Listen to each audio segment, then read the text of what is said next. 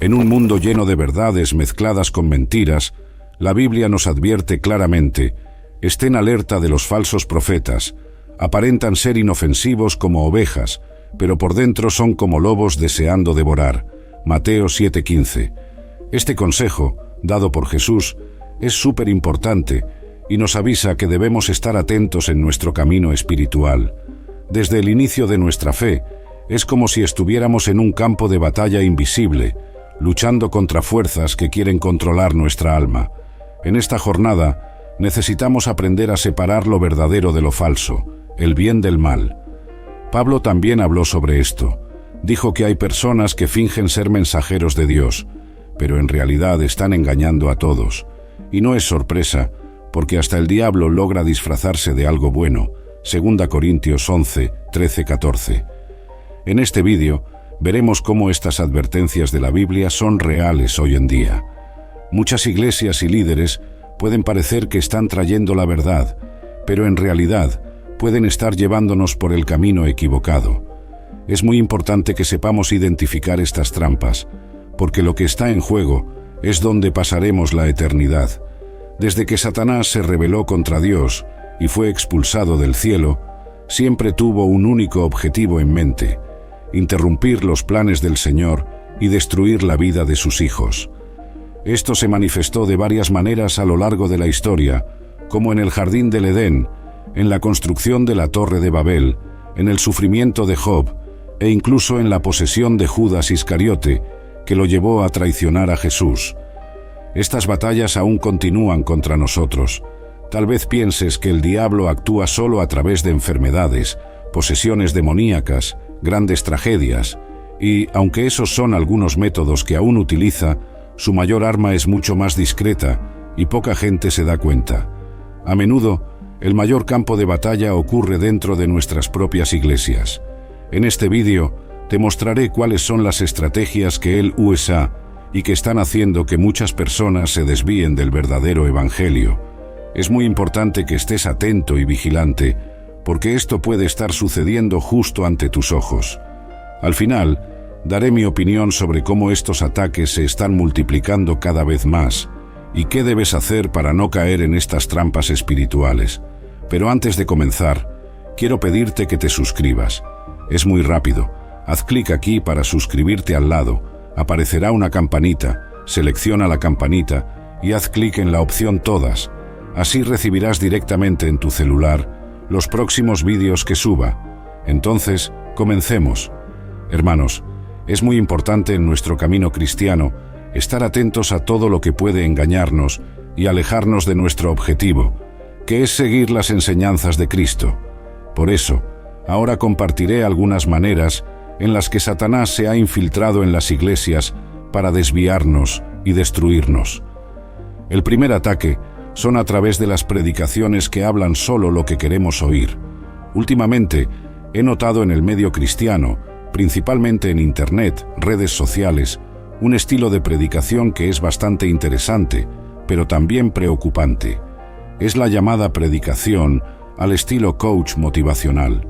El predicador crea un ambiente envolvente con luces, música que calma y transmite mensajes que a menudo agradan y confortan el corazón de las personas, pero que pueden desviarlos del verdadero camino que Dios estableció. Este fenómeno, frecuentemente adornado con el ropaje de la modernidad y del apelo emocional, representa un desafío profundo al núcleo de nuestra fe. La Biblia, en su sabiduría perenne, ya anticipaba estos días, advirtiéndonos sobre la facilidad con la que el corazón humano es seducido.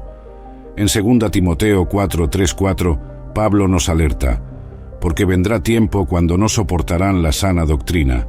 Al contrario, teniendo comezón de oír, se rodearán de maestros según sus propias pasiones, y apartarán sus oídos de la verdad, y se volverán a las fábulas.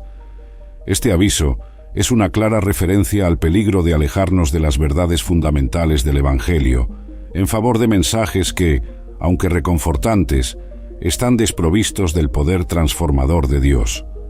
La esencia del Evangelio es, por naturaleza, confrontadora, llamándonos al arrepentimiento, a la renuncia del yo y a la entrega total a Cristo. Jesús nunca prometió un camino fácil, Por el contrario, afirmó: «Si alguien quiere venir en pos de mí, niéguese a sí mismo, tome su cruz y sígame». Mateo 16:24. Este mensaje central del Evangelio contrasta profundamente con el contenido frecuentemente superficial de las predicaciones motivacionales, que tienden a minimizar la necesidad de arrepentimiento y transformación personal en favor de un enfoque más centrado en el bienestar individual y en la satisfacción inmediata. Por lo tanto, mientras navegamos por este mar de enseñanzas contemporáneas, es imperativo que mantengamos nuestros corazones y mentes firmemente anclados en la palabra de Dios. Debemos ser como los bereanos, que al escuchar las predicaciones de Pablo, examinaban las Escrituras todos los días para ver si lo que Pablo decía era verdad. Hechos 17:11. Este modelo de discernimiento bíblico es esencial para proteger nuestra fe contra las corrientes engañosas que buscan desviarnos del verdadero camino que conduce a la vida eterna.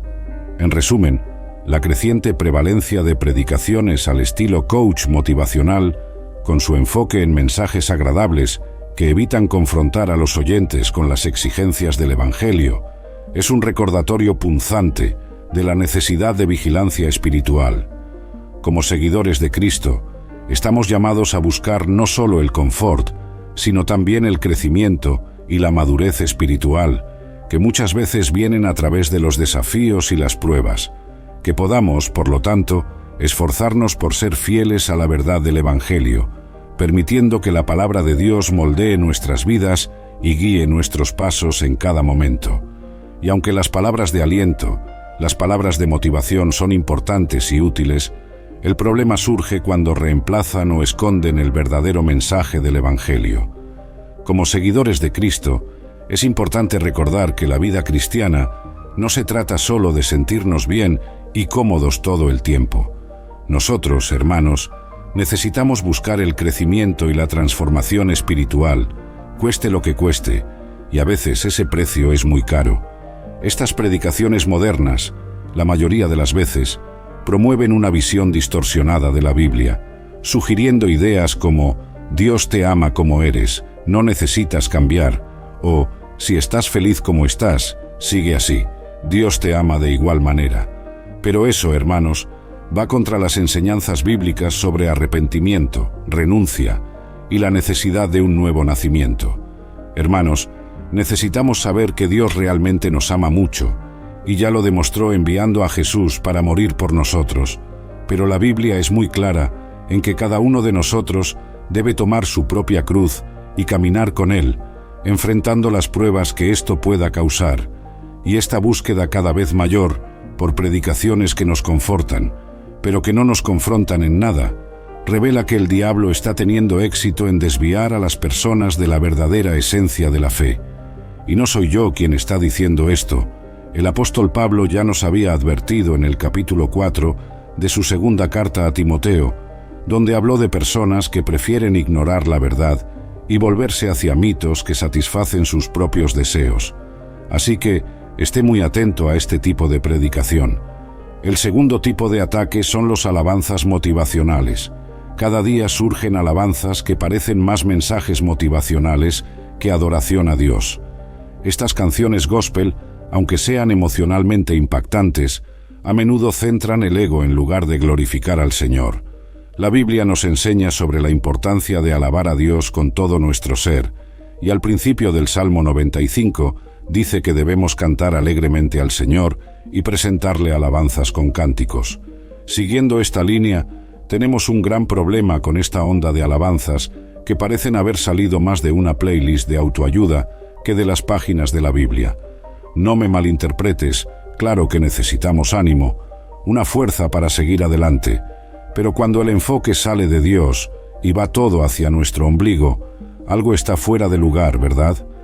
Mira, el asunto de los salmos, por ejemplo, es profundo. Tienen esa vibra de alabar a Dios en cualquier situación, sea en la alegría o en el dolor, recordando siempre quién Él es y lo que ha hecho.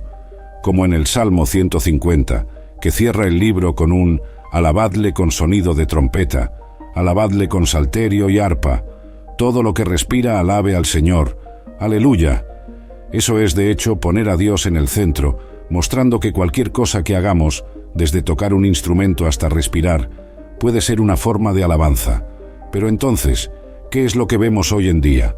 Muchas canciones que, aunque tienen una melodía que toca el fondo, hablan más sobre cómo somos especiales, cómo vamos a vencer en la vida, cómo todo va a salir bien para nosotros. Claro, Dios quiere nuestro bien, pero cuando el mensaje se detiene ahí, termina faltando la parte de Dios es soberano, de Dios tiene un plan mayor, de a veces vamos a pasar por luchas, pero Dios sigue siendo bueno. Entonces, ¿qué hacemos? Simple, volvemos a lo básico. Recordamos que alabar a Dios es más que solo sentirnos bien, es reconocer quién Él es adorar incluso cuando la vida no es tan maravillosa, y aprendemos a filtrar, ¿verdad? Seamos más como aquellos de Berea, que no aceptaban cualquier cosa que oían, sino que comparaban todo con las Escrituras. Hechos 17:11. Así que eso es todo. La próxima vez que reproduzcas tu playlist de alabanza, hazte una verificación. ¿Esta canción me está ayudando a ver a Dios más claramente? ¿Me está recordando quién Él es y lo que ha hecho? Si sí, adelante. Si no, quizás sea hora de buscar aquellas que realmente elevan al Señor. Alabar a Dios es eso, sacar el foco de nosotros y ponerlo todo en Él, de donde viene toda nuestra fuerza y esperanza, para comenzar.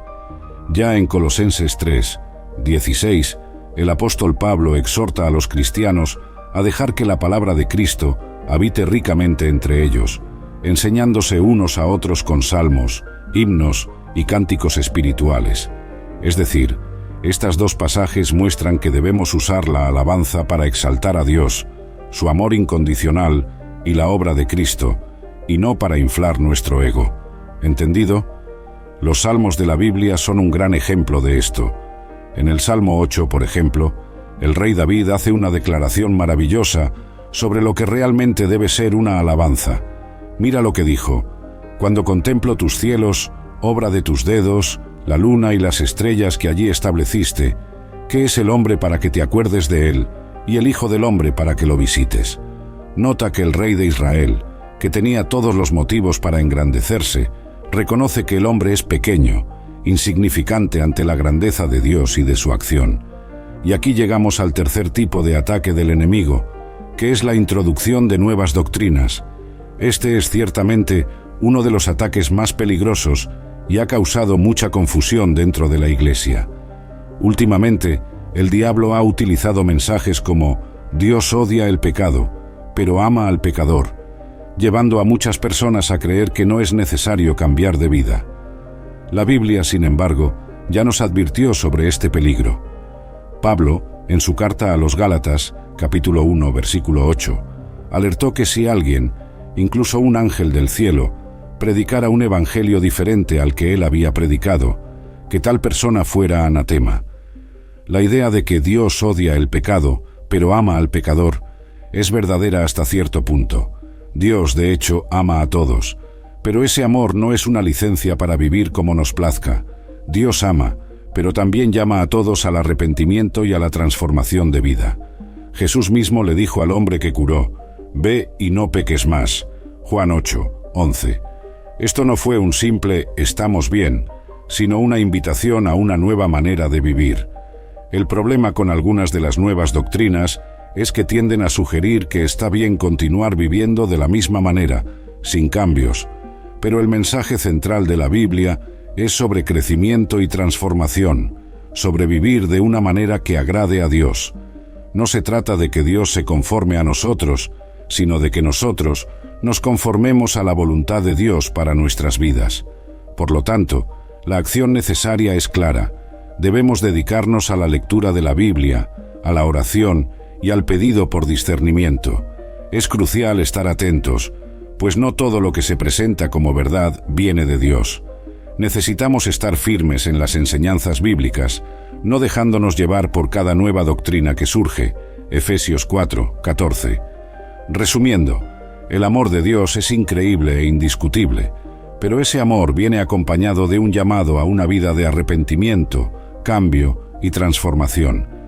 No podemos quedarnos estancados, viviendo de manera que no refleje ese amor. Dios quiere transformar vidas, y debemos estar abiertos a esa transformación, evitando caer en las trampas de doctrinas modernas que se desvían del verdadero Evangelio. Mantengamos el enfoque y sigamos el camino que Dios ya estableció para nosotros.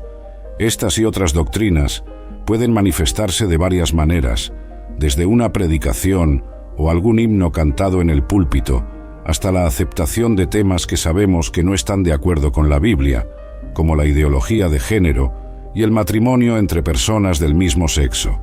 Sin mencionar que existen iglesias que se dicen cristianas, pero están adoptando una teología FLH.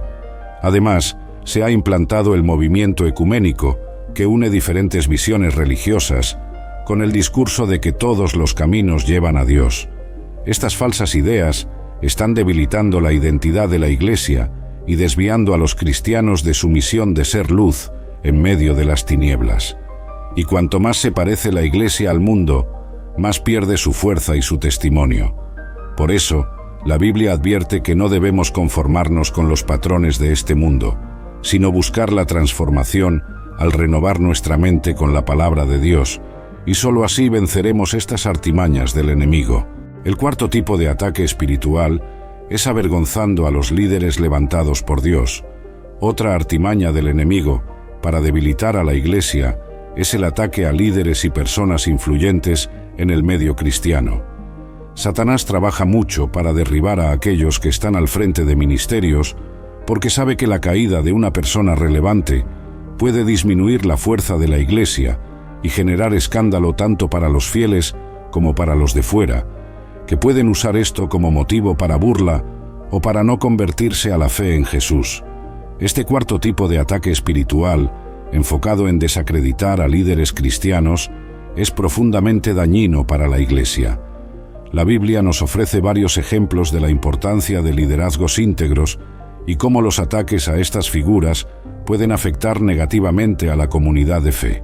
Por ejemplo, en 1 Timoteo 3:2, Pablo describe las cualidades que un líder debe tener, enfatizando la importancia de la buena reputación y del carácter irreprochable. Cuando los líderes son atacados, sea por fallos reales o por acusaciones falsas, el impacto va más allá de su persona, afecta a toda la Iglesia. La confianza se ve sacudida y la unidad de la comunidad puede ser seriamente comprometida. Además, estos eventos pueden desalentar a potenciales nuevos miembros o debilitar la fe de aquellos que ya son parte. Es importante recordar que todos son susceptibles a errores, incluyendo líderes. La Biblia nos enseña a orar por ellos, no solo para que sean protegidos de ataques, sino también para que tengan sabiduría, integridad y discernimiento en su liderazgo. Hebreos 13:18 exhorta a los fieles a orar por sus líderes, para que éstos puedan actuar con honor en todas las situaciones. Además, la manera en que la comunidad responde a estas situaciones es crucial. Gálatas 6:1 nos orienta a restaurar a aquellos que están en falta con espíritu de mansedumbre, recordando que todos están sujetos a tentaciones. Esto no significa ignorar los errores, pero sí abordarlos de manera que promueva curación y restauración, no solo para el individuo, sino para toda la Iglesia. Por lo tanto, ante este tipo de ataque, la Iglesia debe unirse en oración y apoyo a sus líderes, buscando la verdad y la justicia, pero siempre actuando con amor y compasión. Al enfrentar estos desafíos juntos, podemos fortalecer nuestra comunidad, manteniendo nuestra fe y nuestro testimonio ante el mundo. Recuerda, la Iglesia no es solo una organización, es un cuerpo, y cuando una parte sufre, todo el cuerpo siente. Así, trabajando juntos, podemos superar estos ataques y continuar creciendo en amor y unidad. Un ejemplo triste de esta estrategia maligna son los casos de cantantes gospel que, después de haber hecho éxito e influenciado muchas vidas, acabaron alejándose del camino y ahora aparecen en los medios de forma negativa. Personas que en un momento fueron referencias en la alabanza y la adoración, pero después se desviaron, muestran cómo el enemigo puede usar a influenciadores para causar daños terribles a la imagen del cristianismo. De igual manera, muchos pastores, predicadores y evangelistas que fueron poderosamente usados por Dios en el pasado, acabaron siendo seducidos por el dinero, el poder o los placeres de la carne. Y estas caídas no solo destruyeron sus propias reputaciones, sino también perjudicaron la forma en que los no creyentes ven a la Iglesia. Y la Biblia advierte sobre esto en 1 Juan capítulo 2, que dice así: «Hijitos, ya es el último tiempo, y como habéis oído que el anticristo viene, así ahora han surgido muchos anticristos, por lo cual sabemos que es el último tiempo. Salieron de nosotros, pero no eran de nosotros, porque si hubiesen sido de nosotros, habrían permanecido con nosotros, pero salieron para que se manifestase que no todos son de nosotros». Hermanos, quiero decir aquí que no soy mejor que nadie, no soy mejor que esos líderes que cayeron, incluso porque la Biblia dice que el que piensa que está firme, tenga cuidado para que no caiga. Lo que estoy hablando en este video es sobre cuánto trabaja el enemigo para que haya escándalos entre nosotros y así debilite la fe de muchas personas. Por eso, ahora, quiero dejar mi opinión sobre este asunto. Es obvio que no estoy en contra de que la Iglesia se moldee a la sociedad en la que está inserta, porque fue por entender a las personas, sus necesidades, sus debilidades, que la Iglesia ha seguido firme su propósito en estos 2000 años. Pero lo que necesita quedar muy claro es que nunca debemos negociar los principios de la palabra de Dios, porque es ella quien debe guiarnos, y ella debe ser la fuente de nuestro conocimiento, la fuente de la verdad. ¿Entendido? Por lo tanto, cuando hablo sobre la Iglesia adaptándose, no estoy diciendo que deba renunciar a su esencia o comprometer sus creencias fundamentales. La Biblia ha sido nuestra brújula desde el principio, y eso no puede cambiar. En Mateo 5, 13 a 16, Jesús nos llama a ser la sal de la tierra y la luz del mundo.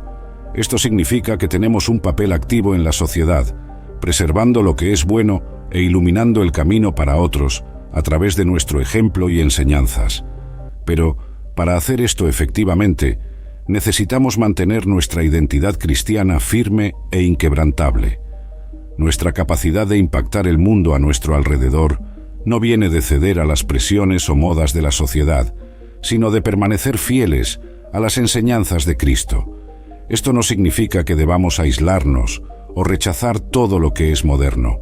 Por el contrario, podemos y debemos usar las herramientas y medios de comunicación actuales para difundir el mensaje del Evangelio. Lo que no podemos hacer es alterar ese mensaje para hacerlo más palatable o aceptable según los estándares del mundo. En 1 Corintios 9, 22 a 23, Pablo habla sobre hacerse todo para todos, a fin de salvar a algunos.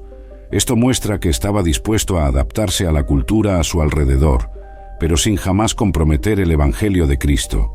Sabía que el mensaje del Evangelio tiene poder propio y no necesita ser diluido. Por lo tanto, mientras navegamos por los desafíos de ser iglesia en el mundo moderno, recordemos mantener la palabra de Dios como nuestra fundación inquebrantable. Busquemos maneras creativas y relevantes de interactuar con la sociedad, sin perder de vista quiénes somos y lo que creemos. Al fin y al cabo, es nuestra fidelidad a los principios bíblicos lo que nos da la verdadera fuerza y relevancia, no cuánto nos conformamos a las expectativas del mundo. Así, la Iglesia debe entender y comprometerse con el mundo, pero siempre como un faro de verdad, amor y esperanza, guiado por los principios eternos e inmutables de la palabra de Dios. Eso es lo que nos diferencia y nos capacita para traer una verdadera transformación a las vidas y a la sociedad.